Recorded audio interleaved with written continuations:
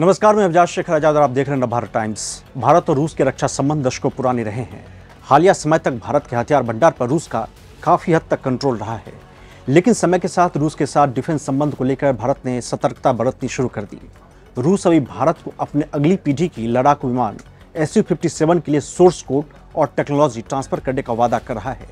भारत के रक्षा सचिव RK सिंह ने संकेत दिए हैं कि भारत तात्कालिक जरूरतों को देखते हुए दोस्त देश के साथ 5वीं पीढ़ी के लड़ाकू विमान खरीदने के लिए गंभीरता दिखा रहा है, जिसके बाद कुछ एक्सपर्ट्स कह रहे हैं कि दोस्त देश रूस हो सकता है।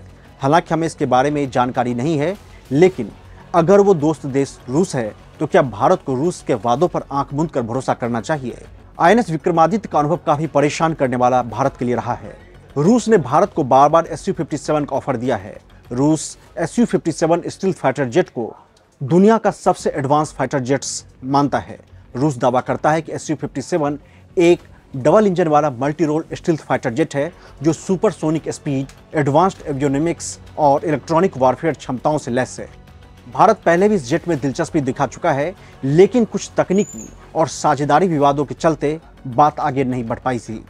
आपको जानकर हैरानी होगी कि भारत एक वक्त इस प्रोजेक्ट का हिस्सा था, लेकिन फिर भारत इस जेट की कमजोर टेक्नोलॉजी और उसकी क्षमताओं को देखकर प्रोजेक्ट से बाहर निकलने का फैसला किया।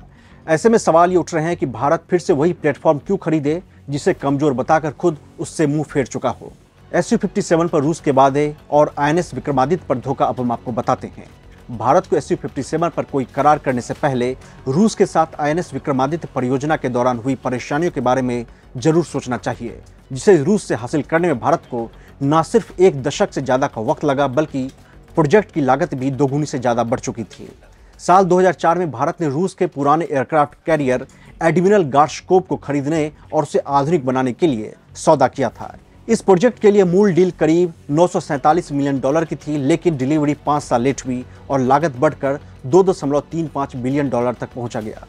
पत्रकार शिव अरूर की एक रिपोर्ट में कहा गया है, इस प्रोजेक्ट को लेकर भारतीय नौसेना के अधिकारी ने कहा था कि बहुत परेशान किया गया है। 45,000 टन वजनी इस एयरक्राफ्ट कैरियर को 16 नवंबर 2013 को औपचारिक रूप से भारतीय नौसेना को सौंप दिया गया था, जो वादे से करीब 5 साल की देरी का था। इस प्रोजेक्ट में काम करने वाले भारतीय अधिकारियों और कर्मियों के मुताबिक रूसियों ने हर सवाल का जवाब यही कहकर दिया, एटा सीक्रेट, यानी ये सीक्रेट है। इस प्रोजेक्ट को लेकर रूस के सेवेरोडिनेस्क में ठंडे तटों पर कई साल बिताने वाले भारतीय अधिकारियों के लिए रूस के साथ काम करने का अनुभव काफी ज्यादा खराब था। रूसियों ने इस दौरान टाल-मटोल की नीति अपनाई थी। वो हर टेक्नोलॉजी के सवाल को टाल दिया करते थे और जब समुद्री परीक्षण का वक्त आया, उस दौरान भी रूसी अधिकारियों ने ज़्यादा मदद नहीं की।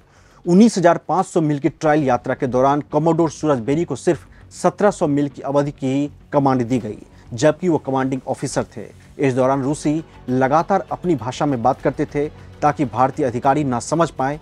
भारतीय अधिकारियों के सवाल को वह स्थानीय रूसी भाषा में जवाब देते थे। यानी रूस से Su-57 का सोर्स कोड देने का वादा बहुत बड़ा छलावा साबित हो सकता है।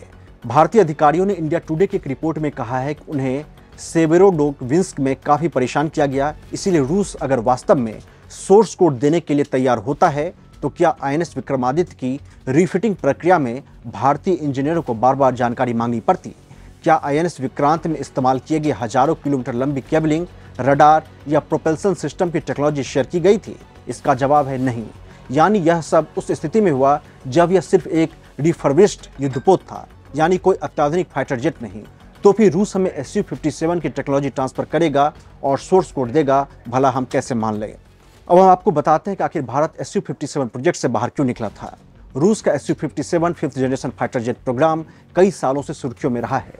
भारत इस प्रोजेक्ट में FGFA यानी 5th जनरेशन फाइटर एयरक्राफ्ट के तहत साझेदार बनने वाला था, लेकिन 2018 में भारत ने खुद को इस प्रोग्राम से बाहर कर लिया। इसके पीछे भारत का मानना था कि इस फाइटर जेट की स्टील्थ क्षमता कमजोर है। एवियोनिक्स और सेंसर टेक्नोलॉजी भी 5वीं पीढ़ी के विमानों के मुकाबले कमजोर है। टेक्नोलॉजी ट्रांसफर में रूस काफ़ी बहानेबाजी कर रहा था और इस प्रोजेक्ट के भी INS विक्रमादित्य की तरह काफ़ी लेट होने की संभावना बन गई थी। इसीलिए अब जबकि रूस एक बार फिर इस प्रोजेक्ट को लेकर भारत के सामने प्रस्ताव रख रहा है और वादा कर रहा है कि वह सोर्स कोड जरूर देगा, तो सवाल पूछना जरूरी हो जाता है कि जो देश एक युद्धपोत रिफर्बिशमेंट के दौरान परेशानी पैदा करने से बाज नहीं आया, उससे ऐसे हाई वैल्यू टेक्नोलॉजी शेयरिंग की उम्मीद कैसे की जानी चाहिए। नमस्कार, धन्यवाद।